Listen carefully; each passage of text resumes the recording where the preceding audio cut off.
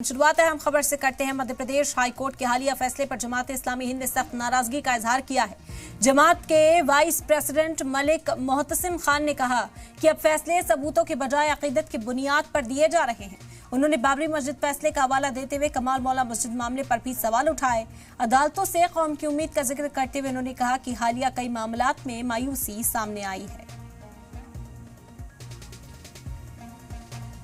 मध्य प्रदेश की भूसाला मस्जिद या भी कमाल मौला मस्जिद, किस तरीके से इसको बयां किया जाए। वजह साफ है कि मुसलमानों का कहना है कमाल मौला मस्जिद है और हिंदुओं का कहना है भूसाला मंदिर है। शायद अदालत को भी अब मंदिर ही नज़र आया। कल मध्य प्रदेश हाई कोर्ट ने जिस तरीके से फैसला दिया उसको लेकर कहीं नाराज़गी है तो कहीं खुशी की बात है। मेरे साथ मलिक मोहतसिम साहब मौजूद हैं, जमात इस्लामी हिंद के वाइस प्रेसिडेंट हैं। उन्हीं से बात करेंगे और जानेंगे कि इस पूरे फैसले को मध्य प्रदेश हाई कोर्ट के वो या फिर जमात इस्लामी किस तरीके से देखती है। मलिक साहब, कल भूसाला का फैसला आया मध्य प्रदेश हाई कोर्ट ने, आप लोगों का क्या रद्द-ए-अमल है इस पर, क्या आप लोगों का कहना है, क्या सोचना है? क्योंकि बाबरी मस्जिद का भी फैसला देखा था, उसमें भी कई सारी चीज़ें थी, ये भी फैसला को कुछ उसी तरीके से लगता है। इस पर आप लोगों का क्या कहना है? मस्जिद कमाल मौला मध्य प्रदेश पर जो मध्य प्रदेश हाई कोर्ट का फैसला आया है वो बहुत ही अफसोसनाक है और बड़ी हैरत होती है। अब उसको हम इंसाफ से क्या ताबीर करें, बल्कि सीधा साधा आसान ज़बान में उसको भी हम जुल्म समझते हैं। और सिर्फ मुसलमानों के साथ ही जुल्म हुआ ऐसा नहीं है, बल्कि जुडिशियल सिस्टम, माइनॉरिटी राइट्स और फ्रीडम ऑफ रिलीजन और सेकुलर फैब्रिक ऑफ इंडिया, इन सब पर उससे ज़रब पड़ती है। बाबरी मस्जिद का मसला भी ऐसी था और उन्होंने उसको रेफ़र भी किया है इसमें। तो बाबरी मस्जिद के मसले में भी जो दलील थी, शवाहिद थे, डॉक्यूमेंट थे, एविडेंस थे, दस्तावेज़ात थे, तारीख़ थी, उन सब को नज़रअंदाज करके अवाम की आस्था, अवाम से मतलब अब यहाँ मेजॉरिटी है या फिर जो हुकूमत अब है, यूनियन गवर्नमेंट है, उसका हुक्म, हम क्या कहें, उसी को उन्होंने वहाँ दोहराया है। कम से कम ये बात चल रही थी लॉन्ग स्टैंडिंग के दोनों फरीक वहाँ इबादत कर रहे थे।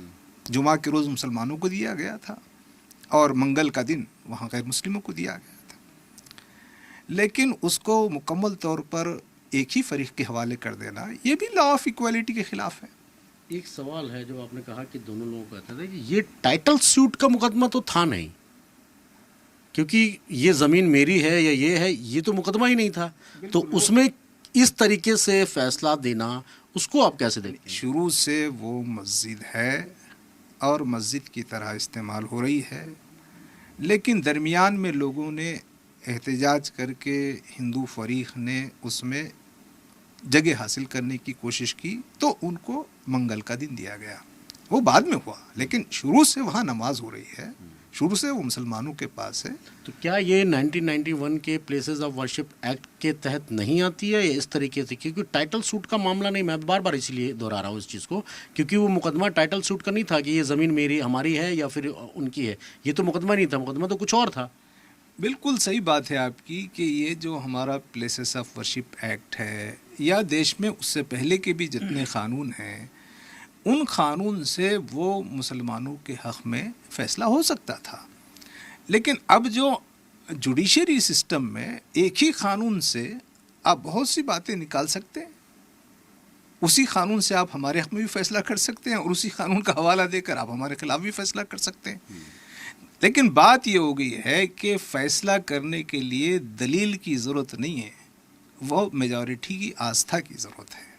आप ऐसा क्यों माना कि अब अदालतों में सबूत नहीं चाहिए, सिर्फ आस्था चाहिए? आपका कहना ये है? नहीं, देखिए कि बाबरी मस्जिद का जो पूरा फैसला है वो भी आस्था ही की बुनियाद पर हुआ है, वरना वो दलाइल ऐसे हैं, एविडेंस ऐसे हैं। इसीलिए हमने हमेशा कहा था कि जो सुप्रीम कोर्ट का फैसला बाबरी मस्जिद के हक़ में आएगा हम उसको मानेंगे, और जो हिंदू फरीक थे वो ये कहते थे कि हम अदालत के फैसले को नहीं मानेंगे, उसकी वजह यही थी कि उनको भी मालूम था कि जो दस्तावेज़ात हैं, सबूत हैं, हक़ाइक़ हैं, तारीख़ है, डॉक्यूमेंट्स हैं, एविडेंस हैं, उस सब से ये बात साबित होती है कि वो मस्जिद है और वो मुसलमान उसके ज़िम्मेदार हैं, मालिक हैं उस हिस्से के।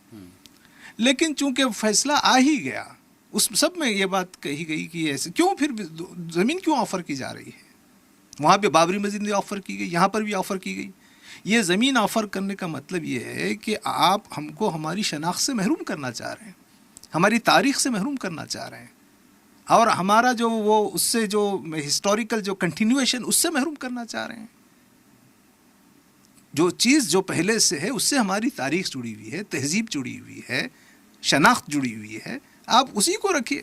आप एक ऐसा जो कोई यानी पैसे का, रुपये का झगड़ा थोड़ी है, कोई जगह का झगड़ा थोड़ी है कि वो जगह कहीं भी खरीदी जा सकती है, कोई भी खरीद सकता है। तो जगह का ऑफ़र क्यों किया जा रहा है? असल बात यही है कि आप हमको शनाख्त से, तारीख़ से, तहज़ीब से रिश्ता काटना चाहते हैं। तो ये जो कुछ भी अदलिया में हो रहा है, इसके पीछे कोई हिस्टोरिकल कोई एविडेंसेस नहीं है, कोई दलाइल नहीं है, कोई मंतिक नहीं है। सब कुछ जो कुछ हो रहा है आस्था की बुनियाद पर हो रहा है, मेजॉरिटेरियनिज्म है। अदलिया को हुकूमत के दबाव में नहीं आना चाहिए, लेकिन क्या करें, ऐसा लगता है कि जुडिशल सिस्टम के ऊपर भी हुकूमत का दबाव है और उसके तहत फैसले हो रहे हैं। तो क्या अब इस फैसले के ख़िलाफ़ जमात इस्लामी हिंद या कमेटी जो है कलामुल्लाह मस्जिद की, या आप लोग सुप्रीम कोर्ट का रुख करेंगे? क्योंकि आपका तो सिर्फ तौर पर कहना है कि अभी आस्था के बुनियाद पर फैसले हो रहे हैं अदालतों में, सबूतों की बुनियाद पर तो नहीं हो रहे। नहीं, देखिए कि ये एक दस्तूर है, एक तरीक़ा है कि कोर्ट को जाना है, हाई कोर्ट को जाना है, सुप्रीम कोर्ट को जाना है, तो रस्म निभाने के लिए तो सुप्रीम कोर्ट को ज़रूर जाएंगे, वहाँ की कमेटी जाएगी। उम्मीद है, कुछ लग रहा है। लेकिन बाबरी मस्जिद के मसले में भी तो उम्मीद थी ना, तो बाबरी मस्जिद के मसले में भी उम्मीद टूट गई, और अब हाई कोर्ट से उम्मीद थी, वहाँ भी उम्मीद टूट गई।